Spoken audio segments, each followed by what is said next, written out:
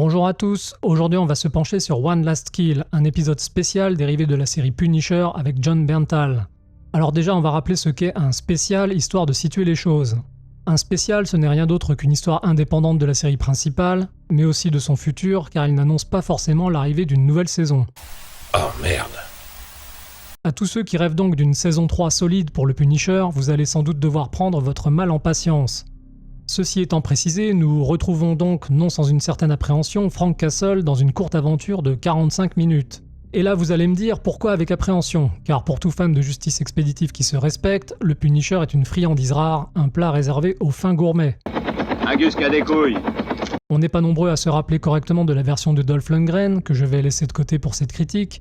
En revanche, on se souvient tous avec une larme à l'œil et une certaine nostalgie, je l'espère en tout cas, des Punishers de Thomas Jane et Ray Stevenson. Des films certes très inégaux, mais dans lesquels Frank Castle est magnifiquement incarné par deux acteurs exceptionnels, auxquels le costume allait comme un gant. Vous avez parfaitement raison.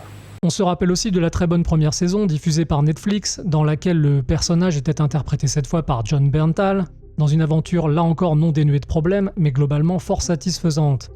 Malheureusement, j'essaye de l'oublier, mais cette série Punisher comportait aussi une saison 2 qui relevait plus de la bouffonnerie et du feuilleton à l'eau de rose que d'un véritable polar ultra-violent.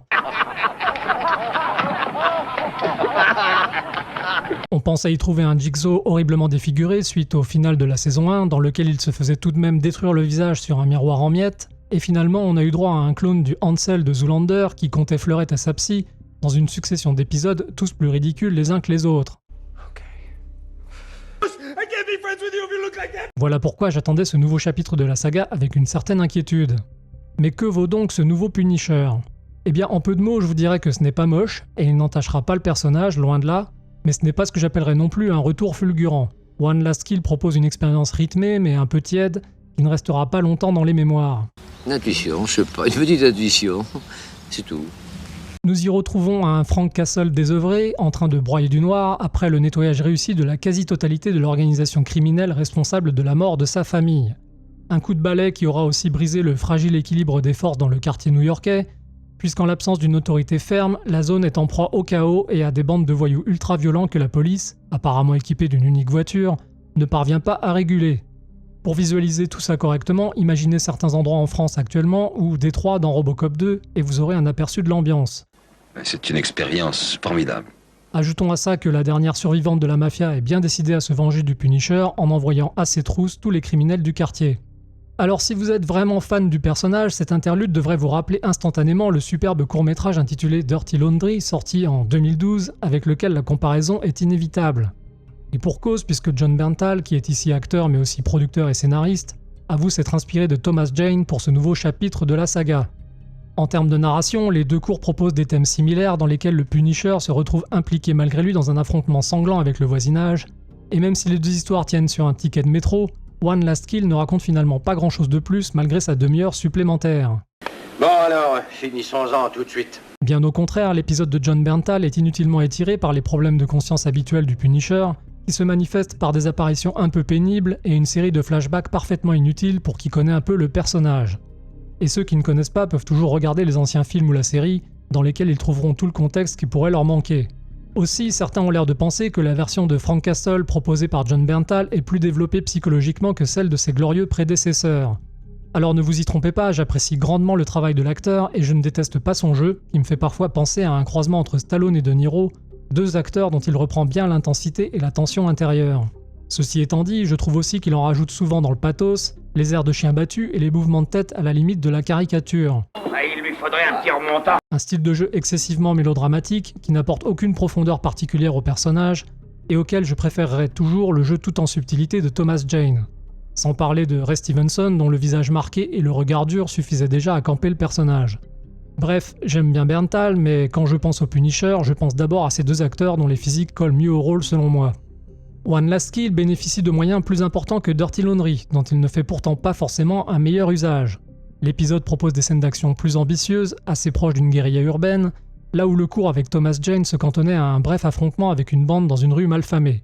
Et même si au bout du compte ça va finir par canarder dans tous les sens, tout ça n'est pas amené avec une grande finesse, et la montée en tension de One Last Kill n'est pas véritablement excitante.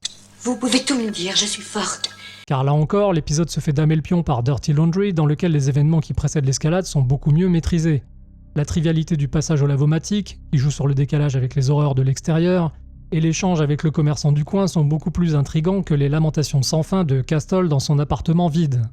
Ensuite, dans One Last Kill, il est contraint à la violence et il se trouve dans une position défensive, alors que dans Dirty Laundry, c'est l'inverse. Le personnage joué par Thomas Jane est à l'offensive et ça a quand même plus de gueule.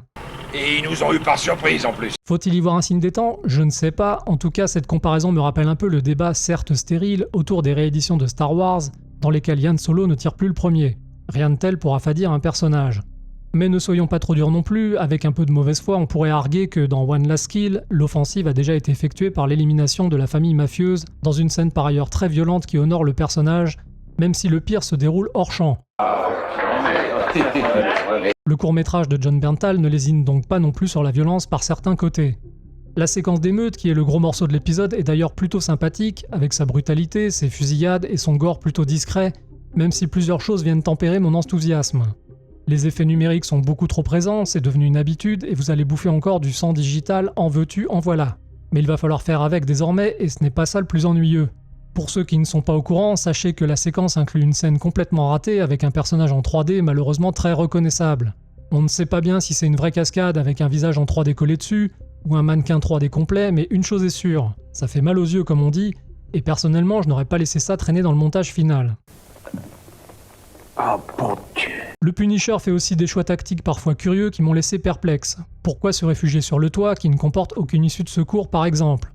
Une situation dont il ne sera sauvé que par la grâce du scénario qui a pris soin d'organiser des travaux sur l'une des façades de l'immeuble. Oui, le hasard a bien fait les choses, cher monsieur. Enfin, et au risque de me répéter, One Last Kill joue quand même pas mal la sécurité et reste prudemment éloigné du niveau de sadisme et des débordements proposés par le Dirty Laundry avec Thomas Jane, dans lequel les mâchoires et les membres craquent à profusion, dans un ballet d'ultra-violence qui rappelle les grandes années de Steven Seagal. Et si le numérique y prenait aussi pas mal de place, une image très contrastée et un montage rythmé en atténuaient beaucoup les effets néfastes.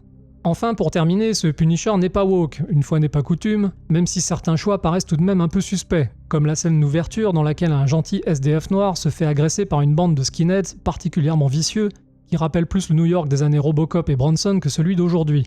Un anachronisme un peu étonnant qui m'a fait penser à la scène tout aussi gratuite de l'épicier au début de The Batman avec Robert Pattinson. Mais en dehors de ça, il n'y a pas grand chose à signaler.